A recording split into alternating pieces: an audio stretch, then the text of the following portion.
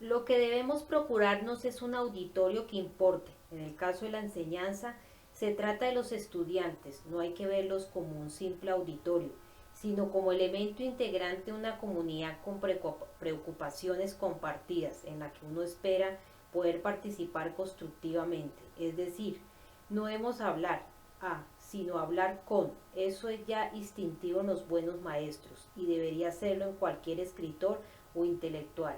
Los estudiantes no aprenden por una mera transferencia de conocimientos que se engulla con el aprendizaje memorístico y después se vomite.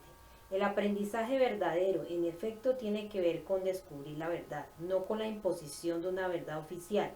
Esta última opción no conduce al desarrollo de un pensamiento crítico e independiente.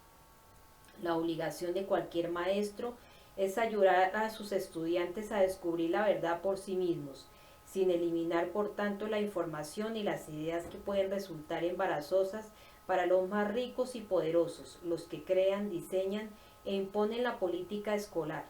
Consideremos con más detalle qué significa enseñar la verdad y que todo el mundo aprenda a distinguir las verdaderas verdades de las mentiras. Me parece que no requiere más que sentido común, el mismo sentido común que nos hace adoptar una postura crítica hacia los sistemas propagandísticos de las naciones que consideramos como enemigas. Antes sugerí que los más señores intelectuales de nuestro país serían incapaces de nombrar ni un solo de los bien conocidos disidentes de las tiranías controladas por los Estados Unidos, como por ejemplo la de El Salvador. Sin embargo, estos mismos intelectuales sabrían proporcionarte una larga lista de disidentes de la antigua Unión Soviética. Y tampoco les supondría ningún problema al distinguir las mentiras, deformaciones e incongruencias que sirven para evitar que la población de los regímenes enemigos conozca la verdad. Pero esa capacidad crítica que utilizan para desenmascarar las falsedades difundidas en los estados delincuentes se esfuma cuando se trata de criticar a nuestro propio gobierno o a las tiranías que apoyamos. En el transcurso de la historia, las clases mejor formadas han respaldado mayoritariamente a los aparatos propagandísticos y cuando se minimizan o se eliminan las desviaciones de la pureza doctrinal, la máquina de la propaganda suele lograr éxitos apabullantes. Hitler y Stalin lo sabían muy bien. Y hasta el día de hoy, tanto las sociedades abiertas como las cerradas han procurado y recompensado la complicidad de la clase instruida.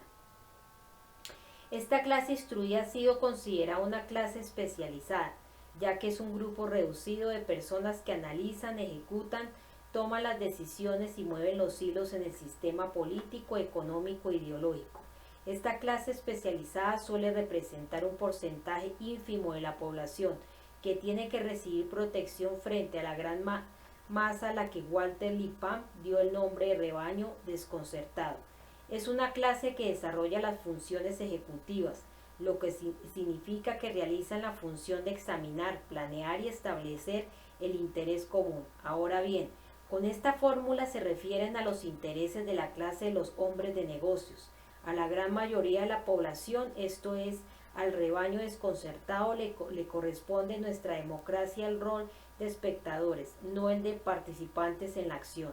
Según el credo democrático liberal que Lippmann supo articular perfectamente, en nuestra democracia cada cierto tiempo los miembros del rebaño tienen la posibilidad de participar en la aprobación de uno u otro líder mediante un proceso conocido como elecciones.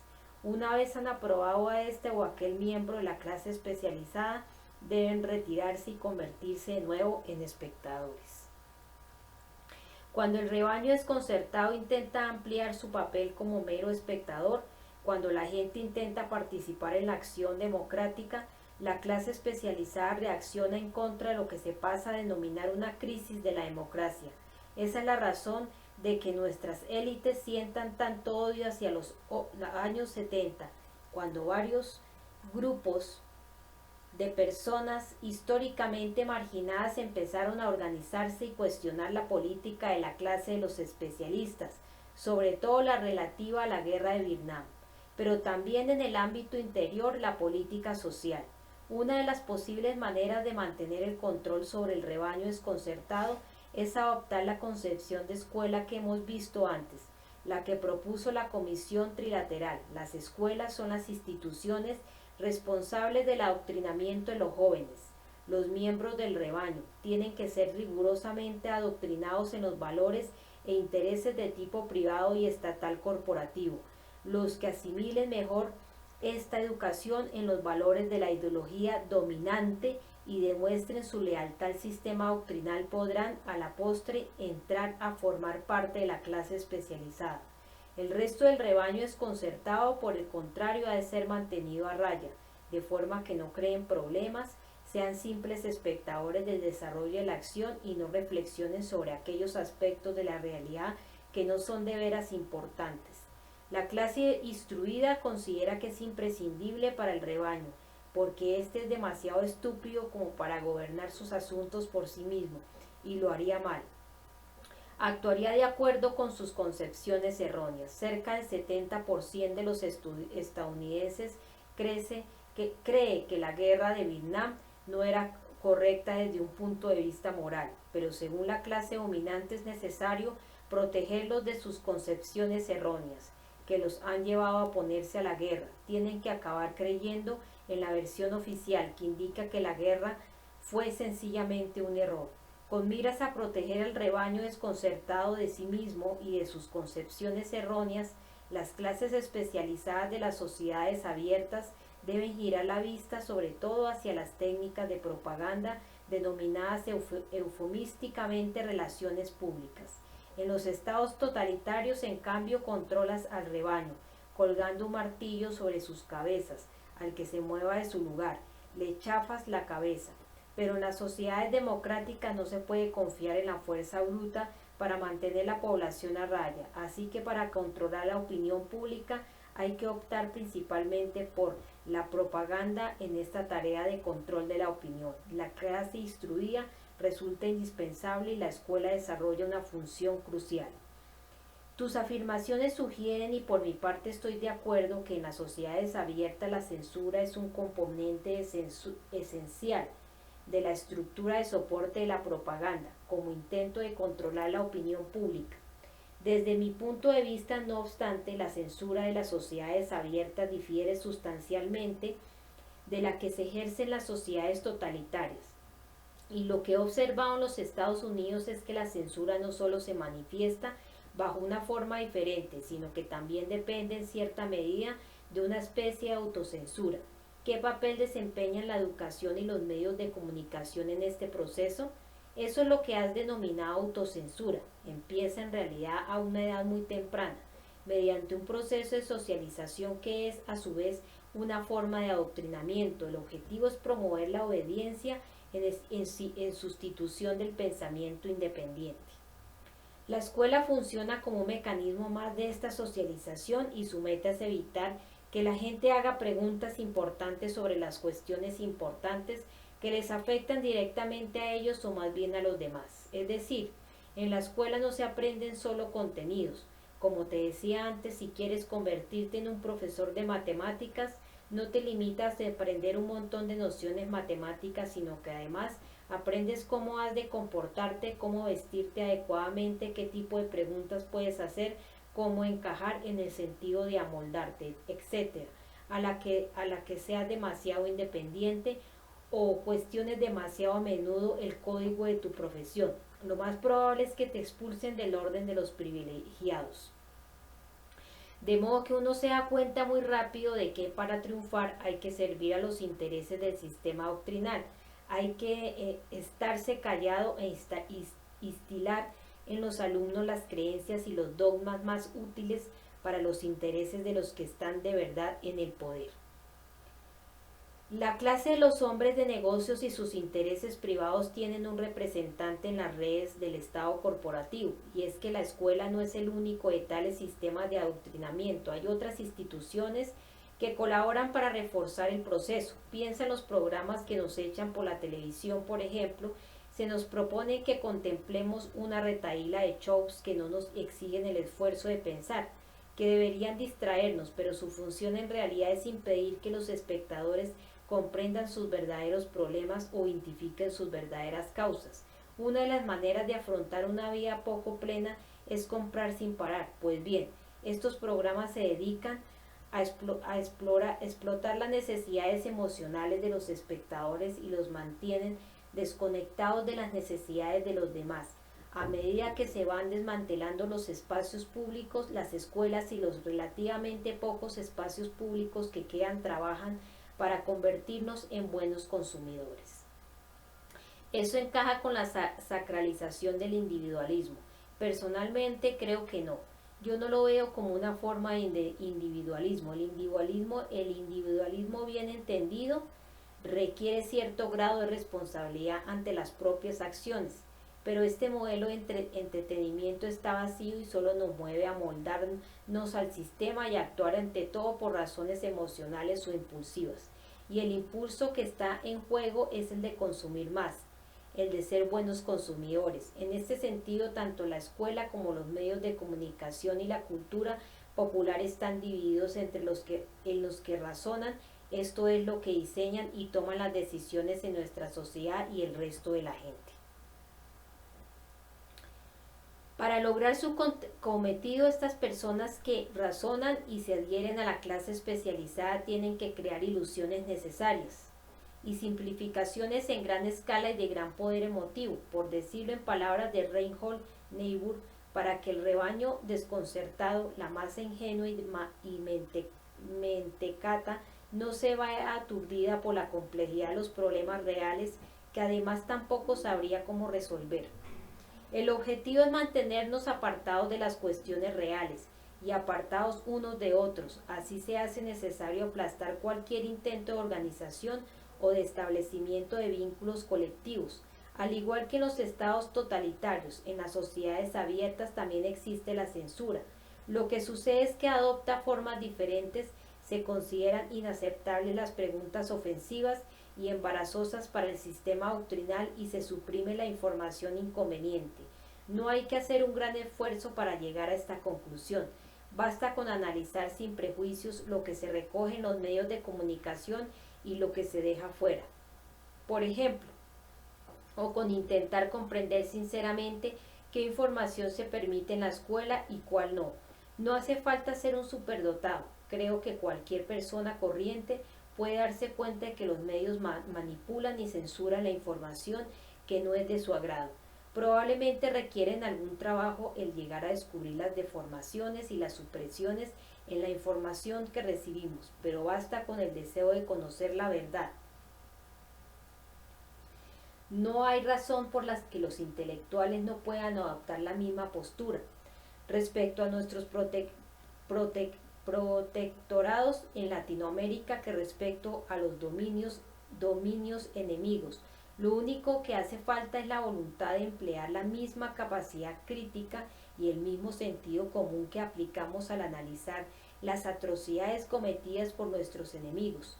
Si la escuela fuera un auténtico servicio público y general, nos proporcionaría técnicas de autodefensa, pero eso quiere decir enseñar la verdad sobre el mundo y la sociedad, y se dedicaría con mucha más asiduidad y energía justamente al tipo de cuestiones de las que estamos tratando, para que las personas que crecen dentro de una sociedad abierta y democrática desarrollen técnicas de autodefensa no solo contra los aparatos propagandísticos de las sociedades totalitarias controladas por el Estado, sino también contra los sistemas privados de propaganda.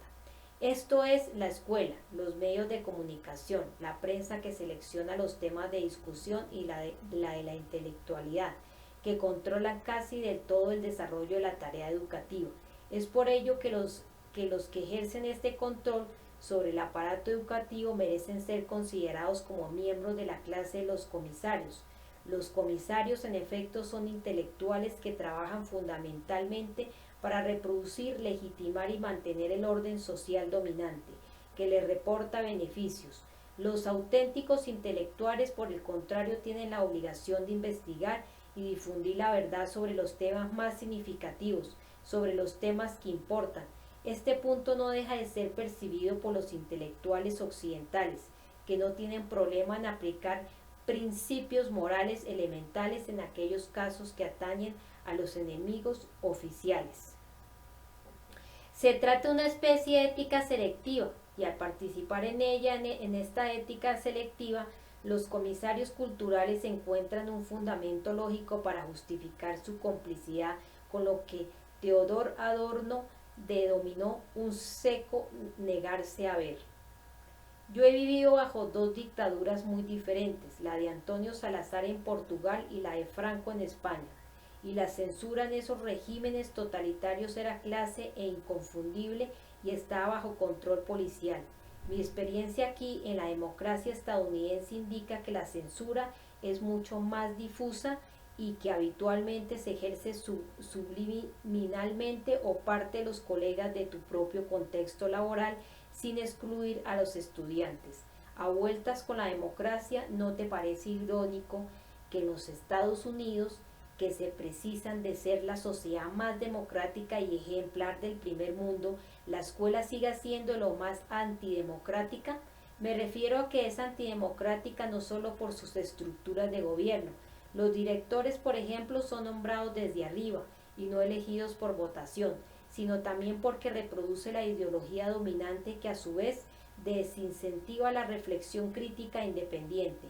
Vista pues la naturaleza antidemocrática de nuestra escuela, ¿cómo podría lograr la educación ser un estímulo para el pensamiento crítico en lo que respecta a la creatividad, la curiosidad, incluso las necesidades de los estudiantes? Han existido varias alternativas a la actual escuela antidemocrática que acabas de mencionar. Por mi parte, yo tuve la fortuna de asistir a una escuela basada en genuinos principios democráticos, en la que se dejaba sentir vivamente la influencia de John Dewey y se motivaba a los alumnos para que estudiaran e investigaran como proceso para descubrir la verdad por sí mismos. Lo cierto es que si una escuela tiene que imponer la enseñanza de los principios democráticos, hay razón para sospechar. Cuanto más antidemocrática resulta ser una escuela, más necesidad siente de enseñar los ideales de la democracia. Como te decía antes, si la escuela fuera verdaderamente democrática en el sentido de dar la oportunidad a sus alumnos de que experimenten en la práctica qué es la democracia, no les sería necesario adoctrinarlos con tópicos sobre la democracia. Por esa razón me siento especialmente afortunado porque mi experiencia escolar no consistiera en memorizar mentiras sobre las maravillas de nuestro sistema. Lástima que la influencia de Dewey no se extendiera a todas las escuelas, aunque fue una figura de vanguardia del liberalismo norteamericano y uno de los principales filósofos del siglo XX. También recuerdo que en mi adolescencia fui consejero de un campamento de verano y pude ser testigo en numerosas ocasiones del éxito de un proceso de adoctrinamiento similar a la recitación del juramento de fidelidad al que te has referido antes. Recuerdo que los niños se emocionaban de veras y algunos incluso lloraban mientras recitaban himnos patrióticos hebreos que ni siquiera comprendían. Probablemente algunos lo entendían todo al revés, pero eso no frenaba su emoción. La verdadera enseñanza democrática entonces no consiste en insuflar patriotismo en los alumnos o hacerles memorizar los ideales de la democracia. Sabemos además que ese no es el camino para aprender nada. El aprendizaje auténtico se produce cuando se invita a los estudiantes a que descubran por sí mismos la naturaleza de la democracia y su funcionamiento. La mejor manera de descubrir cómo funciona una democracia real es poniéndola en práctica, pero lo cierto es que las escuelas no lo hacen demasiado bien. Para medir el grado de democracia real, ya sea en la escuela o en la sociedad, podemos mirar hasta qué punto la teoría se acerca a la práctica, y sabemos que tanto en la escuela como en la sociedad están separadas por un abismo. En una democracia, según la teoría, todos los ciudadanos pueden participar en las decisiones que afectan su vida, por ejemplo, determinado cómo ha de obtener y cómo ha de usar el Estado de sus ingresos, qué política exterior debe promover, etc. Un ejemplo muy sencillo bastará para percibir el abismo que disocia la teoría según la cual todos podemos participar en las decisiones que afectan nuestra vida, de la práctica en la que la concentración del poder en el gobierno sirva para restringir las posibilidades de que un ciudadano o un grupo controle sus propios asuntos e igualmente para establecer el tipo de política exterior que se pretende seguir. Así que pensemos por un momento en los bombardeos actuales de Kosovo e Irak. La situación de Kosovo antes del bombardeo del 24 de marzo de 1999 era, y aún me quedaré corto, terrible. El 24 de marzo empezó el bombardeo y al cabo de unos pocos días había miles de refugiados huyendo de Kosovo, así como un incremento brutal de las violaciones, masacres y torturas. Ello fue una consecuencia directa pero anunciada de ese bombardeo, que se quiso presentar como una intervención humanitaria para proteger a los habitantes de etnia albanesa. Creo que salta a la vista que si la situación era terrible antes del bombardeo, hoy es catastrófica. Si la perspectiva en Kosovo ya era terrible, ha tomado proporciones catastróficas después de la intervención humanitaria de la OTAN.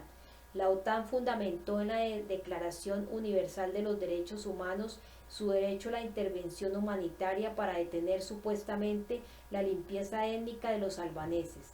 Ahora bien, se ha visto que el bombardeo de la OTAN provocó un agravamiento dramático de inmediato de la limpieza étnica y el genocidio en Kosovo, y provocó igualmente, como era predecible, un incremento drástico de las matanzas, las violaciones y la tortura de los habitantes de etnia albanesa.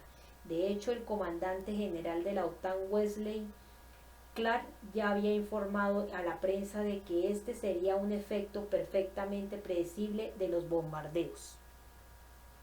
Si aplicáramos el mismo racionamiento que ha servido para justificar la intervención humanitaria en Kosovo, la OTAN debería bombardear también otros países como Colombia, por ejemplo, incluso Turquía, que es uno de los Estados miembros. En Colombia, la media anual de asesinatos políticos cometidos por el gobierno y su aparato paramilitar, según las estimaciones del Departamento de Estado, está en el mismo nivel que en Kosovo antes del bombardeo de la OTAN, y ha generado por encima del 1.000.000 de refugiados que intentan escapar a esas atrocidades. Colombia ha recibido de los Estados Unidos más armas y entrenamiento que ningún otro país occidental, a pesar de que la violencia no ha dejado de incrementarse en la década de los 90, y esa ayuda sigue aumentando ahora con la excusa de una guerra contra la droga. No hay solo observador serio que se trague esta excusa, y la administración de Clinton ha sido singularmente generosa en su elogio del presidente César Gaviria, cuyo mandato es responsable de un nivel de violencia atroz, según las organizaciones pro derechos humanos. En el caso de Turquía, el genocidio de los kurdos a lo largo de la década de los 90 ha superado mucho lo conocido en Kosovo antes del bombardeo de la OTAN. Alcanzó su máximo a mediados de los 90. Una prueba de ello es que entre 1990 y 1994 más de 1.000.000 de kurdos huyeron del campo a Diyarbakir, la capital oficial del Kurdistán, mientras el ejército turco destruía su región.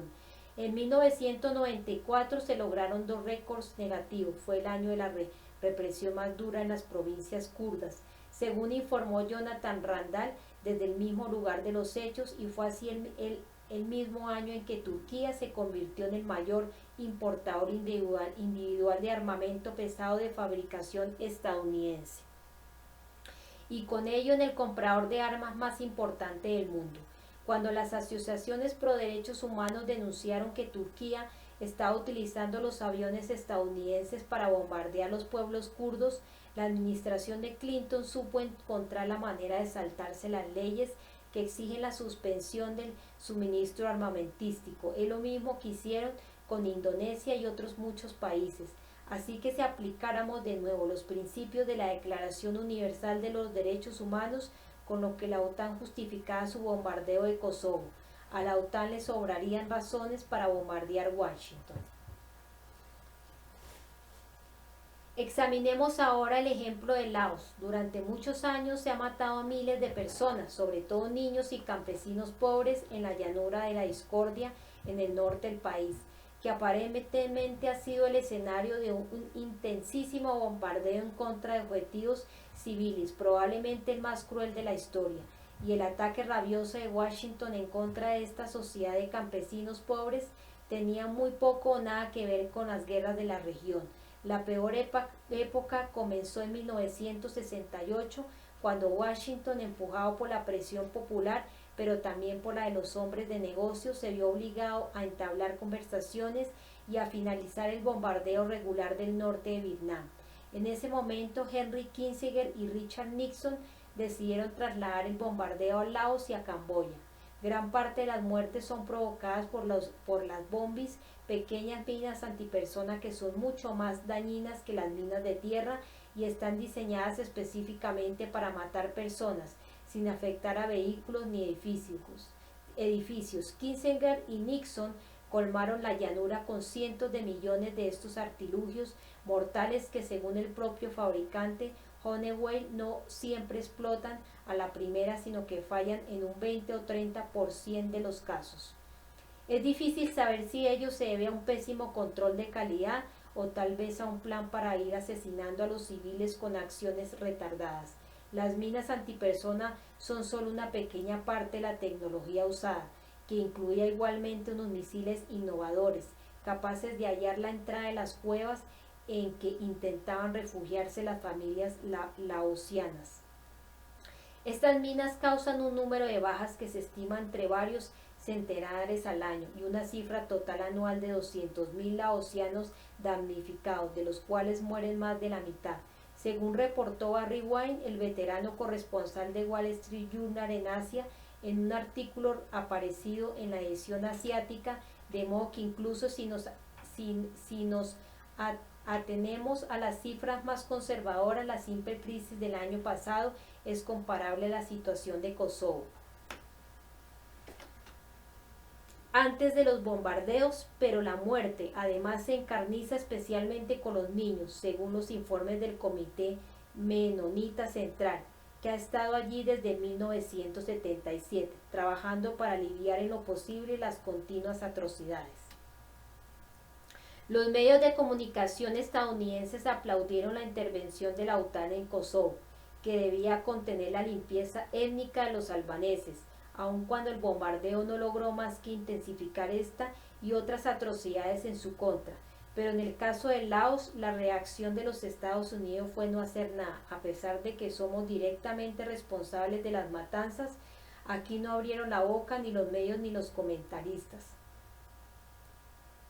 Siguiendo la designación oficial de la guerra contra Laos como guerra secreta, es decir, en una guerra perfecta conocida, pero silenciada, al igual que se hizo con la guerra contra Camboya a partir de 1969. El nivel de autocensura que se alcanzó entonces fue extraordinario, pero el de hoy no es inferior. La importancia de este ejemplo ciertamente chocante es clara. Mientras que los medios estadounidenses exultaban de alegría cuando el Tribunal Internacional acusó a Slobodan Milosevic de crímenes contra la humanidad, Kissinger, uno de los arquitectos de la matanza de Laos, sigue en libertad y es celebrado como un experto cuyas opiniones sobre el bombardeo de Kosovo eran seguidas con avidez por los medios de comunicación.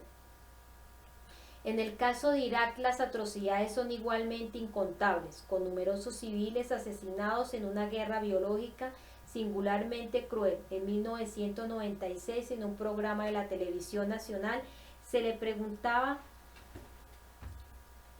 a la secretaria de Estado Madeleine Albright qué tenía que decir ante la matanza de 500.000 de niños iraquíes en tan solo 5 años. Pues bien, respondió que es un precio que vale la pena pagar.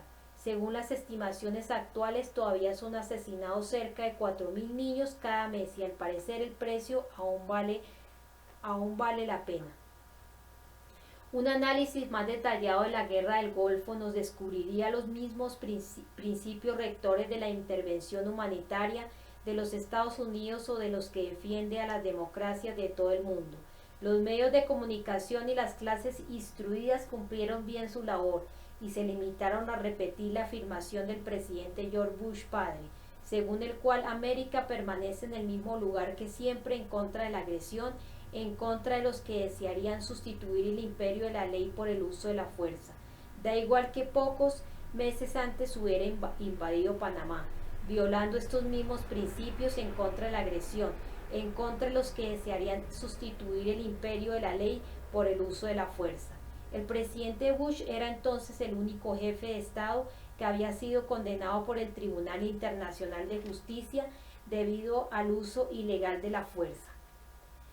En la guerra de Washington contra Nicaragua, esa pretensión de Bush, ese elevado principio moral, no son más que una burla, porque ni los Estados Unidos ni ningún otro país fueron al Golfo a defender principio alguno.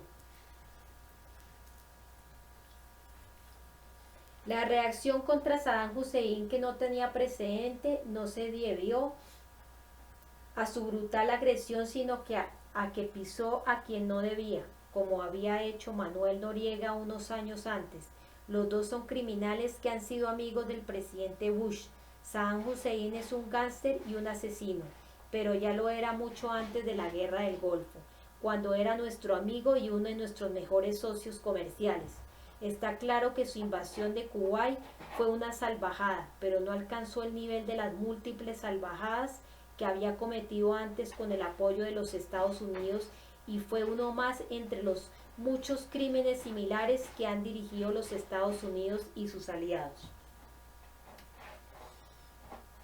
Así sucedió, por ejemplo, con la invasión y anexión de Timor Oriental por parte de Indonesia, que alcanzó proporciones casi genocidas. Murieron 700.000 personas, cerca de una cuarta parte de la población, lo que significa una matanza superior incluso a la emprendida por Pol Pot en estos mismos años. Pues bien, tanto los Estados Unidos como sus aliados prestaron su apoyo a estos crímenes.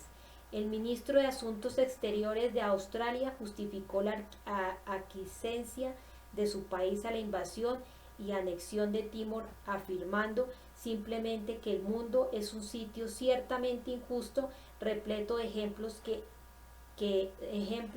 de anexiones por la fuerza. Ahora bien, cuando Irak invadió Kuwait, su gobierno denunció la agresión, declarando con solemnidad que ningún gran país puede invadir a un país vecino más débil y salir indemne de ello. El objetivo real de la política de los Estados Unidos en el Golfo era que los incomparables recursos energéticos del Oriente Próximo siguieran bajo nuestro control y que los enormes beneficios que generan ayudaran a potenciar la economía de los Estados Unidos y su cliente británico. Es triste, desde luego, que aunque los hechos que han mencionado sean tan obvios, la clase instruida de los Estados Unidos, con la excepción de una pequeña minoría, haya sido incapaz de relacionar entre sí los diferentes acontecimientos históricos para desarrollar una comprensión rigurosa de nuestro mundo.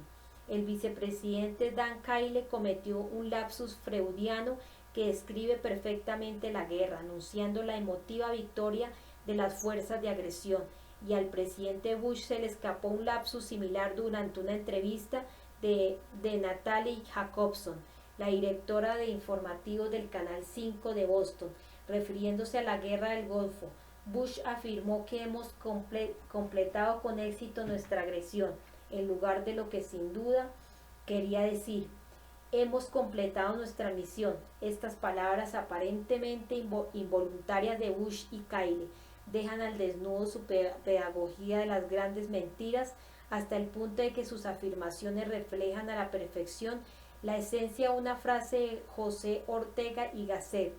Según lo que conocemos como la civilización, si quedara abandonada a sus propios recursos y a la merced de comisarios del estilo de Kissinger, vería el renacer del primitivismo y la barbarie. Tus ejemplos sobre la barbarie de Kosovo, en Turquía, en Colombia y en Laos apuntan justamente a la barbarie de la civilización. En muchos casos, el alto grado de complejidad técnica que ha desarrollado esta civilización se ha usado de maneras a cual más bárbara, como atestiguan las cámaras de gas antisemitas y los bombardeos de Laos y Camboya. No me parece que sea una civilización ilustrada la que se complace en devolver a Irak a la época preindustrial, en tanto que asesina a decenas de miles de víctimas inocentes, mujeres y niños inclusive, y deja en el poder a Saddam Hussein, que es nuestro hombre en la guerra.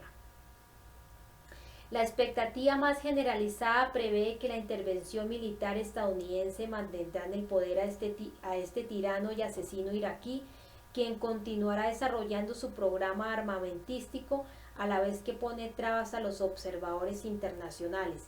Y es necesario recalcar también que los peores crímenes de Saddam fueron cometidos cuando era un aliado y socio comercial destacado de los Estados Unidos, y que inmediatamente después de ser expulsado de Kuwait, los Estados Unidos miraron en silencio cómo volvió las matanzas en contra de los rebeldes iraquíes, primero los chiíes, luego los kurdos, llegando incluso a negarles el acceso a las armas capturadas a Irak. La historia oficial no acostumbra a presentar una descripción ajustada a lo que de verdaderamente sucede, y tampoco crea estructuras que permitan descubrir la verdad. Es por ello que una educación cuya meta sea lograr un mundo más democrático debería proporcionar a sus estudiantes herramientas críticas con las que trazar relaciones entre los acontecimientos que finalmente desenmascaren las mentiras y el engaño. En lugar de adoctrinar a los estudiantes con mitos sobre la democracia, la escuela debería comprometerlos en la práctica de la democracia. Me parece poco probable que la escuela cese de adoctrinar a los estudiantes mediante mitos, puesto que es precisamente la propagación de mitos el medio que utiliza la ideología dominante para intentar acallar la expresión de una cultura democrática plena y mantener así la actual hegemonía económica y cultural. Coincido contigo en que la escuela debe comprometer a los estudiantes en la práctica de la democracia. Sin embargo, para lograr eso, como ya has indicado en numerosas ocasiones, tiene que dotar a los alumnos de instrumentos críticos que les permitan extraer el contenido ideológico de los mitos.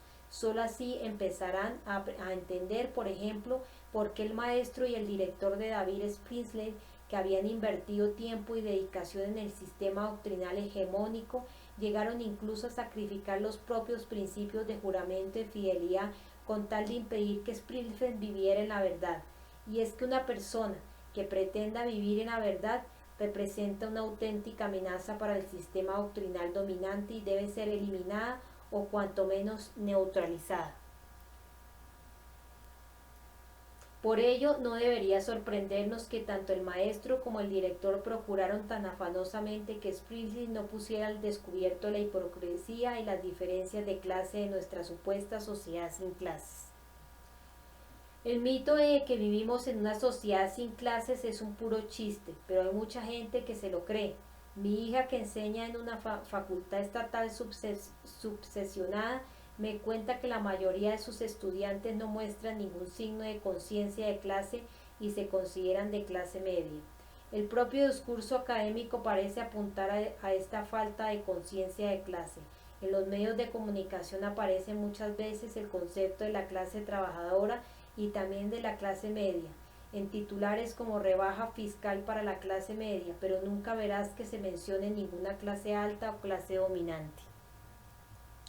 No encontrarás ninguna referencia a la clase dominante porque se eliminan sistemáticamente, eso es todo, y los alumnos de mi hija, que son de clase trabajadora, no se consideran miembros de la clase trabajadora. El adoctrinamiento funciona desde luego. La élite dominante, ayudada por la inteligencia no se ha parado en barras a la hora de crear mecanismos que perpetúen el mito de que